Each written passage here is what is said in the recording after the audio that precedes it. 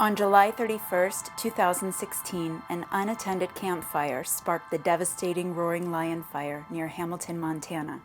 Within just 24 hours, more than 8,000 acres of the Bitterroot Front had burned, claiming 16 homes and forcing the evacuation of more than 600 families at a cost of $11 million. Through the Bitterroot Front Forest Health Improvement Project, the Forest Service and its state and local partners are collaborating with private landowners. The goal is to develop a long-term, landscape-level action plan to help reduce hazardous fuels and protect the Bitterroot community from further catastrophic wildfires like Roaring Lion. We moved to the Bitterroot for the same reasons a lot of other folks have, and then the reason folks stay here. You got amazing natural resources, amazing backdrop to community, and we love the resources here. We're always out recreating, and I also, as a community member, have concerns with the forest health and what's happening here in this Bitterroot Front. So one of the goals of this project is to take a look at the whole landscape all along the front to determine where the risk is and to determine the best course of action to deal with that. We've had fires in the past and they dot the landscape from here to Missoula. We've also had a fair amount of treatment that we've done over the years, but we need to connect those treatments to make an effective fuel break to be able to protect the private homes along the valley. In the Roaring Lion fire, that happened so fast and so many people lost property and trees, and it was frightening. That was the first time we thought we've got to get even more serious about taking care of the property and the trees on it, or we'll lose it all, and maybe our home. It's the highest density of homes in the highest fire risk area of the state right now. Every July, August, everyone's on edge for what might blow out one of these canyons. The lack of fire in a lot of this landscape over the last century has got us to where we're at, and we're trying to work our way back out of that. But it's going to take a lot of different tools and really the community coming together and figuring out those solutions together. We need to get in and do some work and be proactive in there before we end up in a Roaring Lion fire situation where we lose a bunch of homes and property. Here in Ravalli County, we're almost 75% public lands, so I think our community expects us to be active in forest management and work collaboratively with the Forest Service to get these projects done. Fire may not happen this year, but in the Bitterroot, fire will happen. There's only one thing that we have any handle on in terms of changing fire behavior, and that's the fuel. Fuel management is critical. You can do nothing about weather, can do nothing about topography. It's thinning from below, trying to get all that fuel up off the forest floor so that we prevent surface fire from becoming a crown fire that can devastate an area just like you see in Roaring Lion. So now we have these conditions where you've got continuous fuel beds across large areas that are being fed by insect and disease and by ingrowth, and then at the same time you've got people moving in. When the trees are ingrown, there's not as much light coming down to the forest floor. You don't get as much forage, grass, shrubs, those sorts of things. And so then you end up with wildlife having conflict with landowners down below because there's not as much food up in the forest. This is a prime example of the issue we're trying to address with the Bitterroot Front. We've got a lot of small diameter understory trees, but this is what that description of a ladder fuel looks like. When a fire comes through here, it gets into these smaller trees, it burns in, and it can start those canopies of our larger trees, which in this case is ponderosa pine, but because this stand is so dense, you can't even hardly make them out. Lots of coarse woody debris that's down. This is also going to contribute to our fire severity and intensity, and also going to make our resistance to control harder if we have a wildfire here. The canopies are all interlaced as well, and again, that contributes to that potential crown fire.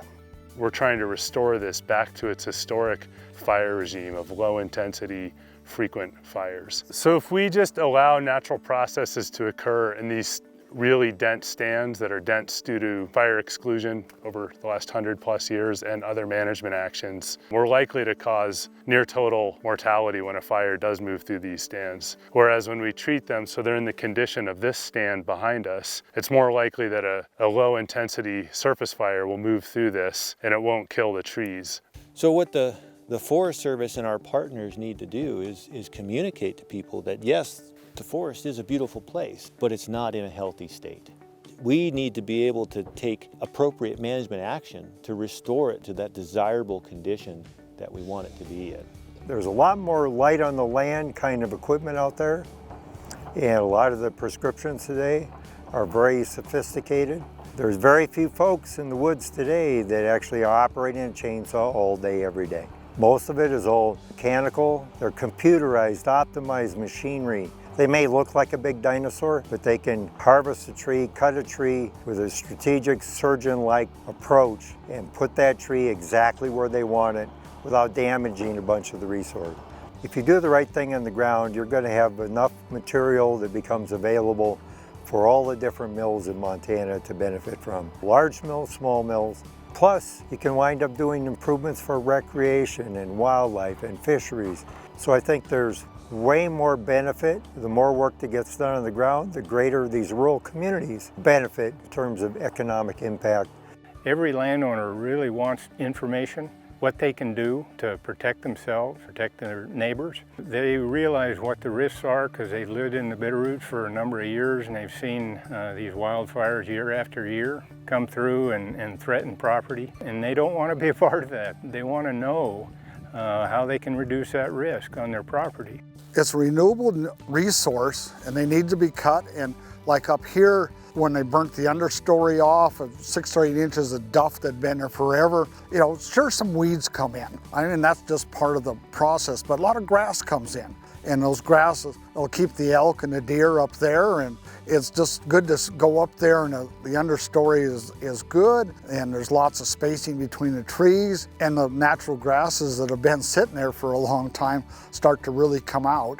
I mean, everybody wants the trees to be healthy. They want safety for firefighters. They want safety for their own property. I think partnership is the only way we're going to be able to make much progress at all. It's expensive to do property management on your own, so any resources we can get to protect people and property is worth it. But our neighbors have to do it too, or it's a moot point. It's really tough when you have the checkerboard pattern of ownership, you have someone that does a really good job and the next door neighbor does nothing, and they don't want to do anything. So it's just tough. I'm just happy to, as a landowner here, work with the Forest Service or other agencies to get something done. Fire knows no lines. We need the public and we need the community to come in and voice their opinion on what they think needs to be done across that line. And if we can do things cross-boundary between private and national forest, let's say, the better off we're going to be in reducing that risk. My goal and all the Bitterrooters' goals should be to leave this landscape to our kids and the next generations in a better shape than it is right now. And right now it's in pretty rough shape in spots.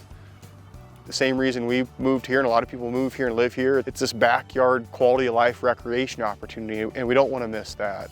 There's a lot of different resource issues, and I think there's a good solution for all of them, but it's really going to take us coming together as a community.